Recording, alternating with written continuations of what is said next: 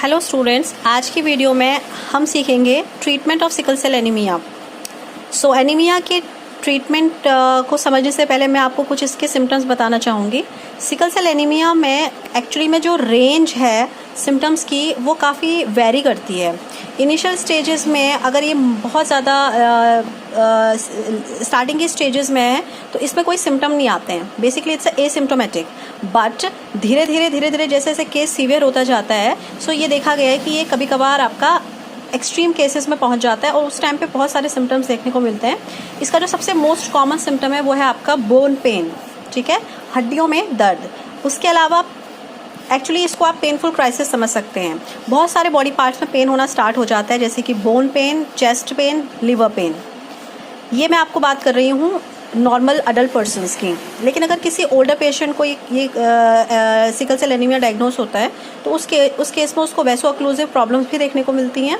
Vaso occlusive problems क्यों देखने को मिलती हैं? क्योंकि जब सिकलिंग होती है आरबीसीज की, उस सिकलिंग की वजह से आरबीसी का शेप जब सिकल हो जाता है तो उस सिकल शेप आरबीसी की वजह से आपका जो ब्लड है उसका माइक्रो सर्कुलेशन जो है वो रुक जाता है वेसल्स में। वेसल्स ब्लॉक होनी शुरू हो जाती हैं, ठीक है। तो सफिशिएंट अमाउंट ऑफ ब्लड जो है वो आपका वेसल्स से ट्रेवल नहीं कर पाता है और इन्फाक्शन की कंडीशन क्रिएट कर देता है। इन्फाक्शन का मतलब जिस ऑर्गन को ब्लड सप्लाई जानी थी उस ऑर्गन में अगर सफिशिएंट अमाउंट में ब्लड ऑक्सीजन नहीं पहुंच पाएगी तो वो रीजन है आपका वो धीरे धीरे हाइपॉक्सिक कंडीशन में आने की वजह से उसमें धीरे धीरे उसकी जो सेल्स हैं वो धीरे धीरे डिके होने लग जाती हैं। उसको आप इन्फाक्शन कंडीशन कहते हैं और वहाँ पर बहुत पेन प्रोड्यूस होता है। इसमें आपको ये कंडीशन देखने को मिलती है। ये सारे लक्षण जो हैं वो सिकल सेल एनीमिया में आते हैं। अब सिकल सेल एनीमिया को हम डायग्नोस कैसे करेंगे? उसके लिए क्लिनिकल कुछ टेस्ट किए जाते हैं, कुछ इन्वेस्टिगेशंस किए जाते हैं। इसमें सबसे पहले आता है आपका haemoglobin electrophoresis test.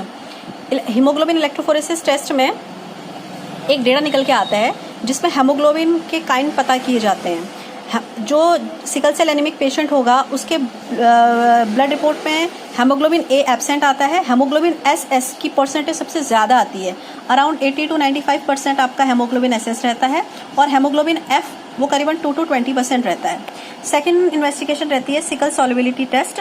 Sickle solubility test में आपका हेमोग्लोबिन एफ के प्रेजेंट होने की वजह से, हेमोग्लोबिन एस के इतने ज़्यादा प्रेजेंट होने की वजह से बहुत टर्बिडिटी आती है, ठीक है। और जो नॉर्मल या फिर जिनके अंदर सिकल सेल एनीमिया नहीं है उनका जो आपका ये सिकल सेल सॉल्युबिलिटी टेस्ट आता है उसमें कोई टर्बिडिटी अपीयर नहीं होती क्योंकि उनके अंदर HbSS जो है वो इतना ज़्यादा अमाउंट में नहीं प्रेजेंट होता है, ठीक है ना। HB इलेक्ट्रोफोरेसिस टेस्ट और सिकल सॉल्युबिलिटी टेस्ट कंफर्म करते हैं कि पर्सन को सिकल सेल एनीमिया है, राइट। अब नाउ ट्रीटमेंट की बात की जाए ट्रीटमेंट में हम काफ़ी कुछ कर सकते हैं। सबसे पहले हम सपोर्टिव थेरेपी की तरफ बढ़ते हैं। सपोर्टिव थेरेपी में हम उनको कुछ एंटीबायोटिक्स देंगे, कुछ एनाल्जेसिक्स देंगे। एंटीबायोटिक क्यों देंगे? क्योंकि बहुत सारे ऑर्गन्स हैं जहाँ पे इन्फेक्शंस के चांसेस, ऑक्सीजन ना पहुँचने की वजह से ऑर्गन्स में इन्फेक्शंस जो है उनके चांसेस बढ़ जाते हैं बैक्टीरियल इन्फेक्शंस के। तो सपोर्टिव थेरेपी में हम उनको एंटीबायोटिक्स देंगे। उसके अलावा एनाल्जेसिक्स दिए जाएंगे क्योंकि एक्सट्रीम पेन जो है वो रहता है। एपिसोड्स ऑफ पेन बहुत ज़्यादा आते हैं, जैसे कि चेस्ट पेन मैंने आपको बताया, बोन पेन बताया, तो उनको कम करने के लिए हम उन्हें एनाल्जेसिक्स दे सकते हैं।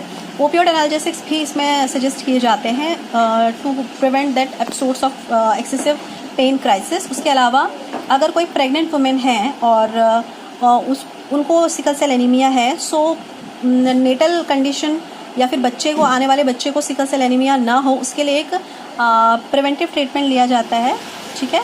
प्रिकॉशन आप से समझ सकते हैं या इसे आप प्रिवेंटिव मेजर कह सकते हैं। तो that pregnant women should be treated with folic acid. उसके अलावा स्प्लेनेक्टॉमी की जा सकती है, स्प्लीन पूरा का पूरा निकाला जा सकता है। ये किया जाएगा childrens below the age of 16 years, उनके केस में स्प्लेनेक्टॉमी भी सजेस्ट की जाती है। And the fourth one is the use of a medicine called hydroxycarbamide. Hydroxyurea भी इसे कहते हैं। It is the first drug used in the treatment of sickle cell anaemia world wide, okay. ये काफ़ी सारे सिम्टम्स को आपका पेशेंट के कंट्रोल करती है। और the last one is the bone marrow transplantation. अगर HbAA कंपैटिबिलिटी का कोई डोनर मिलता है उसे बेस्ट कंसिडर किया जाता है और पूरा का पूरा बोन मैरो ही जो है वो ट्रांसप्लांट कर दिया जाता है। बोन मैरो ट्रांसप्लांटेशन क्यों किया जा रहा है? क्योंकि आपको पता ही है सिकल सेल एनीमिया में आरबीसीज का शेप जो है वो सिकल होने की वजह से ऑक्सीजन टेंशन क्रिएट हो रही है, ऑक्सीजन स्ट्रेस क्रिएट हो रहा है, जिसकी वजह से ऑर्गन्स में पेन प्रोड्यूस हो रहा है ऑक्सीजन की कमी की वजह से। सो इस केस में क्या किया जाएगा, आपको पता है आरबीसीज की सिंथेसिस बोन मैरो के अंदर होती है, तो कंप्लीट बोन मैरो ही ट्रांसप्लांट कर दिया जाए, तो उससे सिकलिंग जो है वो प्रिवेंट की जा सकती है। Thank you.